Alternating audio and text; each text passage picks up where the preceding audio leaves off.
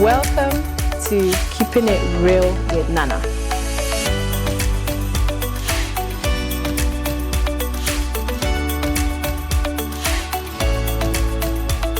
As you get ready to be inspired, informed, and entertained, get ready.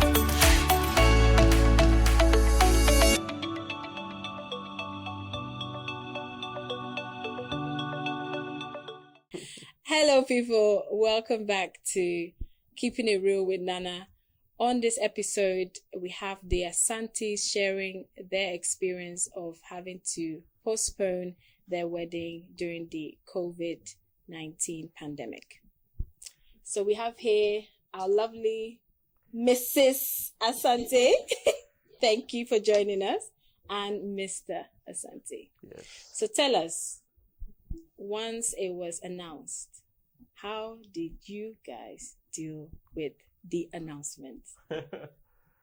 Oh wow! That once it was announced, we were under the assumption that our wedding is in August. It's been announced in March. Yeah. Come August, we've got plenty of months. Yeah. This thing won't last, and here we are, a year into it, and we are still we're still going COVID. through. I'm saying we're still in this COVID pandemic, so we didn't anticipate how long the longevity of COVID, but we move. Absolutely. Yeah. And how did it affect you guys in terms of the stress? Did it put any pressure on you to having to force yourselves to replan? Or did you guys get together as a stronger unit to know what to do next? How did you foresee having to replan everything? How did you get through it? I think I think with replanning, we knew that though obviously at that time the restrictions were not as tough, there were still some restrictions in terms of numbers. And in our situation, it was not more to do that. It was more to do with the fact that we couldn't have certain members of our family, immediate members of our family, there present, and it was very important to us that we had that, that those people there during our wedding, and that was part of our postponement. And also the fact that numbers and there's certain things that were not going to be the same, and we always wanted to have a normal wedding. We thought, when you say normal, what's normal? We thought social distance and face mask and all those things would blow over. I mean, we never imagine having to have a wedding wearing face masks. We thought, that's just weird. It won't look right in pictures. It doesn't look right, exactly. Yeah. Especially for women, and wearing face masks, after doing all that makeup, spending all that money for makeup, and then you have to cover it all up with a mask. Face mask. Yeah. So those were challenging aspects, but I think it was more to do with the way we just came together and said, you know what, well, let's just see how long, how long it takes. Okay, because in this time, this whole COVID season, if I can call it that, some people ended up having to either end their relationship. It didn't turn out the way they wanted, although they planned to get married, just like yourselves. What kept you guys going? What kept you saying, you know what, we can do this regardless? What did you guys do as a unit to say, you know what, no matter what is going on around us, we can get through this? What kept you going? I would just say just prayer and fasting, because we started praying and fasting for a while about our marriage, towards our marriage, and it was just something that we did every was it every month, every first week of the month. Yeah. Yeah. Yeah. So obviously, like spending time in God's presence, and obviously, I mean, people are not going to be there for you, but it's just you. You've got each other. Yeah. You know, people that you thought were meant to be there for you won't be, or they went. It's just the both of you. All you've got to do is just support each other, and just you're going to get through it. Yeah. It's all going to blur. Were there any friends or family that really supported you guys in this season, or like how was that? What was their input? Did that make any difference? Like, did that take the load off your shoulders a bit? Yeah, to know? I would say yes. We did have, we did have family saying, you should wait for some time, let things calm down a bit, and also give us that support. Yeah. That in all things, just continue to love one another. But I think the key thing is, I think, like you mentioned, many people were losing or falling out of relationships, and they were, losing loved ones and all that stuff, and a very sad and very tragic moments. Yeah. But we knew the kind of love that we have, or that we had, and still have. And I believe that was probably what got us through. God being prayerful, and the fact that we genuinely love one another. Yeah. And no matter how long it took, we were willing to wait until the time was right. Yeah. So what has this season sort of taught you guys? Like, what have you learned from this? Well, I'll say if we survive, if the fact that we've survived and we've been able to get married during this very tough, restricted, and a very difficult period in the whole, marriage as an institution during this whole difficult time, then we can survive it all. Thank you. Yeah. I love that. So no matter what throws at you, you know that you can get through it. Absolutely. Yeah. The fact that we got married during COVID. Yeah. Yeah. That's also an achievement. Yeah, absolutely. And even during that time, were there things that you had to sort of what are the things that you had to change? Like, was there any changes made to your plans? What were they?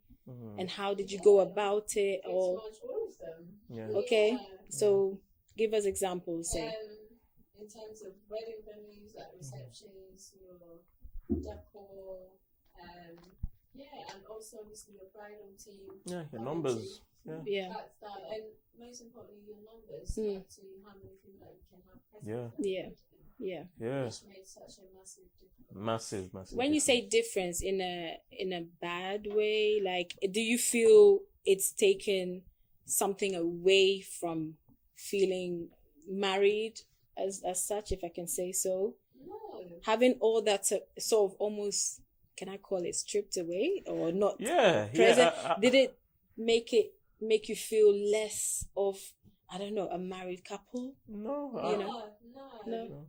I mean, the most important thing is your God, you're under God's blessings to go and live your married life. But obviously, we've got this whole generation of doing a big wedding and, How many people were you expecting? About 500, 600. Wow. So, for all of that to come tumbling down to just small number of people was a big difference, but I would say that it didn't make a difference to us getting married. I'm married. Did you like the fact that it was an intimate affair thing? What was your take on that? Look at it this way. It just got to that point, like, we just wanted to do it and get over it. No matter whether it was or not, because it was like we waited how many months? 5, 6, 7 months later, and we couldn't. And there at was that no point as well, we're like, oh, we can't live together. Our house is going to be ready, and we can't even go and live together. Let's just get it over and done with. You know what I mean? And and on top of that as well, you have to understand that like what my wife was saying, the numbers we were expecting was quite large from the very get-go. Yeah, absolutely. So restrictions from the beginning, I think it was 50 people were allowed. Yeah. And then it went down to 30. And then it went down to 15. Then it went down to 6. Yeah. And then it was almost impossible. It was almost impossible to, to have a wedding. Yeah. Because it's like the regulations and restrictions were just basically just choking you to say, no, just put it to one side. But, in all, I think everything worked and for us. Yeah. God made everything work for us. Yes, yeah. It sounds a bit weird saying God made it work for us in such a time, but I believe and we believe that everything happens for a reason. Absolutely. And everything did, like things that perhaps even if we had got married during the time that we wanted to get married, maybe it may not have gone according to plan the way that we wanted it to. So the most important thing is the two of us, the two union, and the family support behind us, and the love between the two of you, of course. Yeah. And so you were talking about the house that you got. Like, how did it change anything in terms of the process of getting a house? Did you feel any different about the fact that you had to maybe hold that off a bit? Like, what happened in that season or that time? I would say that in terms of getting a house, we went looking to get a house straight away after marriage. Okay. Like, let's say 6 months or a year after. Yeah. So, because that's when our money would have been ready. But obviously, because we had to cut down a lot of things, I would say that helped us. Yes, massively. Massively. Wow. And also, we were planning to buy a house 6 months or a year after getting married. Oh, right. But then obviously COVID happened. Yeah. So our money was there. So we thought, okay, let's just use that. So this is the money you saved in a way. Because our money had been ready 6 months after. Yeah.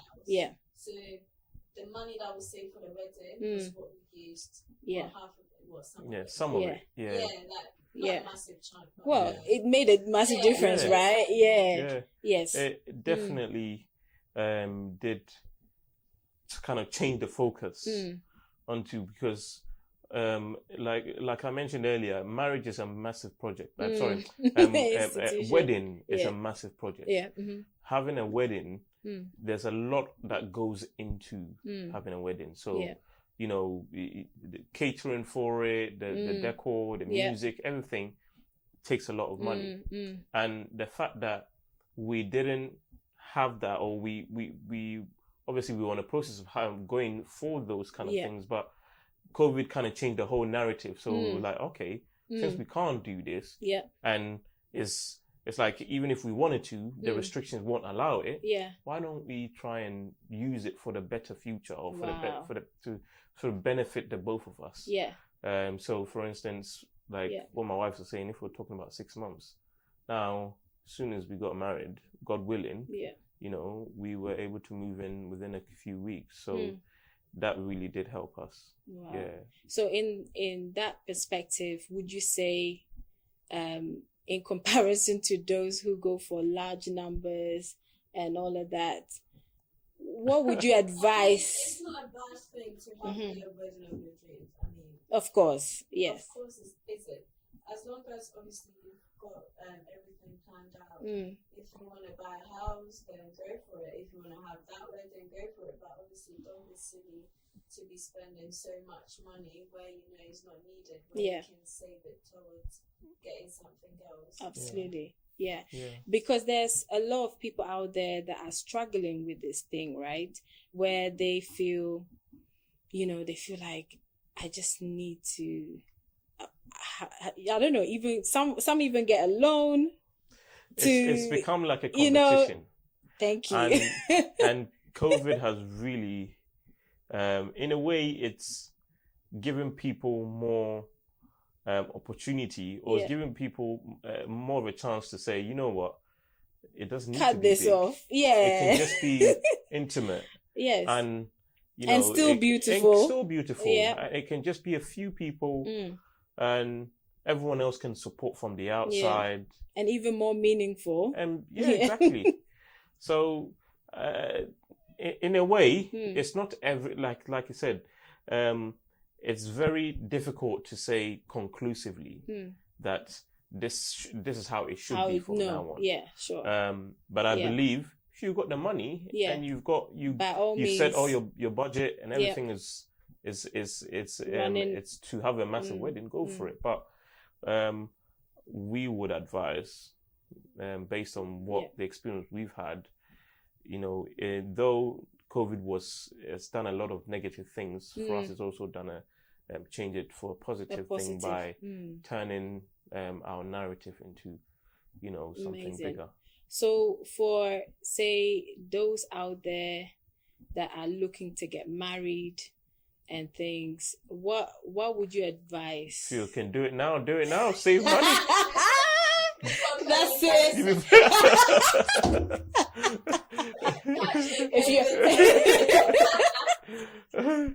Get it done as soon as possible. But then again, I mean, even outside of COVID, even outside of COVID, you can still do something smaller. Yes, like that's as if COVID is still with us now. We're looking to get out sometime soon. But look, at the end of the day, the most important thing is the two families, the two individuals coming together.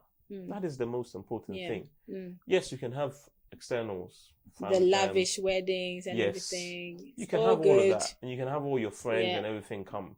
But you really have to sit down and then think through it. Is it all necessary? Good question. We leave that with you guys. Thank you for joining us on this episode. And please feel free to comment below and tell us your thoughts. And those who are actually going through this issue, tell us how you're going through this period of time. And kindly subscribe to this channel and send us an email as to how you're going through this season so we can see how we can help you as well. Stay blessed. Take care.